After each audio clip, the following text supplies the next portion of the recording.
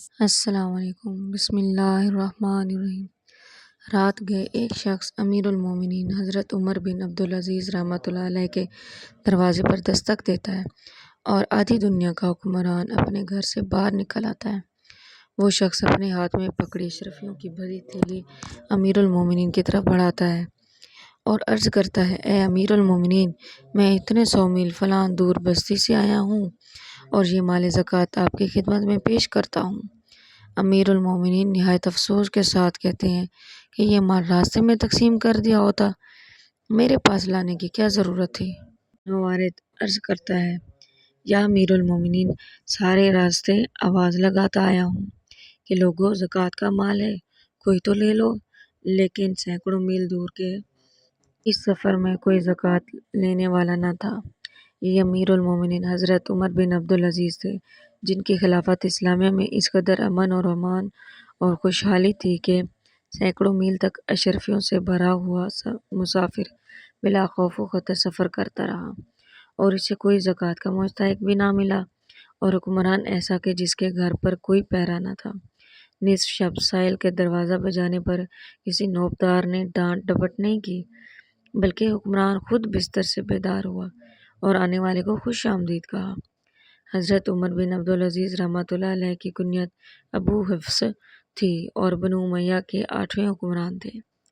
سلیمان بن عبد الملک کے بعد تخت نشین ہوئے اور اپنی عمدہ و پاکیزہ سیرت اور راست روی و پاک دامنی کے باعث مورخین کے ہاں خلفائے راشدین میں شمار کیے جاتے ہیں۔ 61 ہجری مدینہ منورہ میں جنم لیا۔ ننیال فاروقی خاندان سے متعلق تھا۔ جوار روزہ اقدس کے باعث جہاں بچپن میں ہی قرآن پاک حفظ کر لیا، وہاں حضرت عبداللہ بن عمر رضی اللہ تعالیٰ عنہ اور حضرت انس بن مالک رضی اللہ تعالیٰ عنہ سمیت متعدد صحابہ و تابعین کے سامنے زانوئے تلمذ طے کرنے کی سعادت بھی میسر آ گئی۔ والد محترم نے بھی تربیت میں کمی نہ ہونے دی۔ ایک بار بالوں کی آرائش کے باعث جماعت میں غیر حاضری ہوئی تو سخت گیر باپ نے عنفوان شباب میں قدم رکھنے والے نوخیز حضرت عمر بن عبدالعزیز رحمۃ اللہ علیہ کے بال ترشوا دیے۔ شاہی خاندان کے چشم و چراغ تھے، منہ میں سونے کا چمچ لے کر پیدا ہوئے، اس لحاظ سے شباب نہایت ہی نفاست و خوش پوشاکی میں گزرا۔ خلیفہ بننے تک اعلیٰ معیار زندگی کے شاہانہ طور طریقہ وتیرہ خاص رہے۔ عطریات و خوشبوات اور لباس و پہناوے میں حتیٰ کہ شاہی خاندان کے نوجوان بھی مات تھے۔ ناز و نام کے باوجود نہ صرف یہ کہ کبائر سے ہمیشہ مجتنب رہے، بلکہ عبادات میں ذوق و شوق اس پاکیزہ صفت نوجوان کا وصف خاص رہا۔ شاید اس کے باعث مدینہ منورہ جیسے مقدس ترین شہر کی خدمت بطور گورنری میں بھی آپ کے حصے میں آئی۔ 706 عیسوی تا 713 عیسوی تک کم و بیش 6 سالہ اس دور میں مسجد نبوی کی تعمیر نو آپ کا شاندار کارنامہ ہے، جبکہ عدل و انصاف اور اہلیان مدینہ منورہ سے مہمانوں جیسے برتاؤ سے رعایا کے دل جیت لیے۔ ولایت مدینہ منورہ کے دوران آپ نے 10 قابل ترین افراد کی ایک مجلس مشاورت بنائی تھی، جس کے پاس وسیع انتظامی اور عدالتی اختیارات بھی تھے۔ در حقیقت آپ کے پیش رو حکمرانوں نے اہل مدینہ سے حجاز سے کربلا تک جو سلوک کیا تھا، حضرت عمر بن عبدالعزیز رحمۃ اللہ علیہ نے اس کی تاریخ ہی بدل ڈالی۔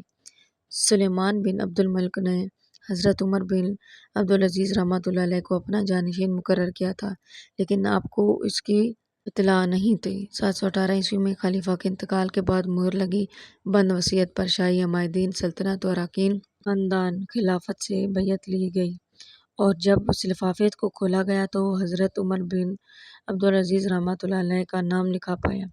اس فیصلے پر اکثر افراد شاہی خاندان نے اظہار ناپسندیدگی کیا، لیکن شاہی چوکیداروں نے زبردستی بیعت لی اور یوں حضرت عمر بن عبدالعزیز رحمۃ اللہ علیہ تخت نشین ہوئے۔ تخت نشینی کے بعد مسجد میں خطاب کرتے ہوئے کہا کہ چاہو تو کسی اور کو اپنا حکمران بنا لو، لیکن عوام کی اکثریت نے خوش دلی سے آپ کی خلافت کو قبول کر لیا تھا، جس سے ایک جمہوری حکومت کا آغاز ہوا، اور آپ نے خلیفہ اول حضرت ابوبکر صدیق رضی اللہ تعالیٰ عنہ کے اولین خطبہ خلافت سے ملتا جلتا خطبہ ارشاد فرمایا۔ جسے تاریخ نے سنہرے حروف سے تحریر کیا ہے۔ در حقیقت یہی خطبہ ایک بار پھر امت مسلمہ کو ملوکیت سے خلافت کی طرف گامزن کرنے والی دستاویز ثابت ہوا۔ بار خلافت سے زندگی بالکل ہی تبدیل ہو گئی اور نفاست و خوش باسی ساری کی ساری فقر و درویشی میں تبدیل ہو گئی۔ خلافت کے بعد سواری کے لیے اعلیٰ نسل کے گھوڑے پیش کیے گئے، لیکن یہ کہہ کر لوٹا دیے کہ میرے پاس میرا خچر ہی کافی ہے۔ دوران سفر ایک نقیب آگے کو چلا تو اسے ہٹا دیا کہ میں بھی ایک عام سا مسلمان ہوں۔ سلیمان بن عبد الملک کے ترکے پر کل خاندان بنو امیہ کی نظر تھی، لیکن ایک حکم شاہی کے ذریعے گزشتہ حکمران کی ساری جائیداد اور نقد بیت المال میں جمع کرا دیے۔ اہل بیت نبوی کی محبت و عقیدت میں باغ فدق جو ایک عرصے سے گمبھیر مسئلہ تھا اور آپ کے پیشرو حکمران نے اس پر غاصبانہ قبضہ کر رکھا تھا، اس کے اصل ورثہ خاندان بنو ہاشم کو لوٹا دیا۔ اس کے علاوہ بھی بنو امیہ نے آل علی کے جن جائیدادوں کو زبردستی اپنی تحویل میں لے رکھا تھا انہیں واگزار کرایا اور ان کے اصل مالکان کو لوٹا دیا، اور خطبہ جمعہ میں حضرت علی کرم اللہ وجہہ الکریم کی شان میں جو گستاخیاں کی جاتی تھی انہیں اپنے دور خلافت کے روز اول سے بند کرا دیا۔ حضرت عمر بن عبدالعزیز رحمۃ اللہ علیہ نے اپنی خاندانی اور نجی زندگی بھی مکمل طور پر شریعت کے تابع کر دی اور خلفائے بنو امیہ کی بجائے خلفائے راشدین کے شعار کو اپنایا۔ خلافت کے بعد اپنی زوجہ کو حکم دیا کہ اپنے زر و جواہرات و زیورات بیت المال میں جمع کرا دو۔ اتنی بڑی ریاست اور شاید اس وقت دنیا کی سب سے بڑی و متمدن ریاست کے حکمران کے گھر کوئی خادمہ و ملازمہ نہیں تھی، بلکہ سلطنت کی خاتون اول اپنے ہاتھوں سے ہی گھر کا سارا کام سر انجام دیتی تھی، جبکہ یہ خاتون اول فاطمہ خلیفہ عبد الملک بن مروان کی بیٹی اور دو خلفائے ولید بن عبد الملک عثمان بن عبد الملک کے بہن تھی۔ حضرت عمر بن عبدالعزیز رحمۃ اللہ علیہ نے بیت المال پر حضرت خلیفہ کی ذاتی تصرف کو کلیات میں ختم کر دیا اور سیاسی رشوت کے طور پر دیے جانے والے شاہی خیرات و تحائف پر پابندی لگا دی۔ شاہی خاندان کے وظائف بند کر کے بیت المال کا رخ عوام کی طرف موڑ دیا۔ اس اقدام سے شاہی خاندان کو بہت تکلیف ہوئی، یہاں تک کہ حضرت عمر بن عبدالعزیز رحمۃ اللہ علیہ نے عام اعلان کرا دیا کہ شاہی خاندان کے کسی فرد نے کسی کی جائیداد زبردستی غصب کر رکھی ہے تو وہ اس پر دعویٰ کرے، اسے انصاف فراہم کیا جائے گا۔ اس وقت تک نو مسلموں سے بھی اس لیے جزیہ وصول کیا جاتا تھا کہ وہ جزیہ کے ٹیکس سے بچنے کے لیے مسلمان ہوئے ہیں۔ حضرت عمر بن عبدالعزیز رحمۃ اللہ علیہ نے اس ظالمانہ ٹیکس کے خاتمے کا اعلان کیا اور اس کے علاوہ بھی رعایا پر ناجائز لگان ختم کر دیے گئے۔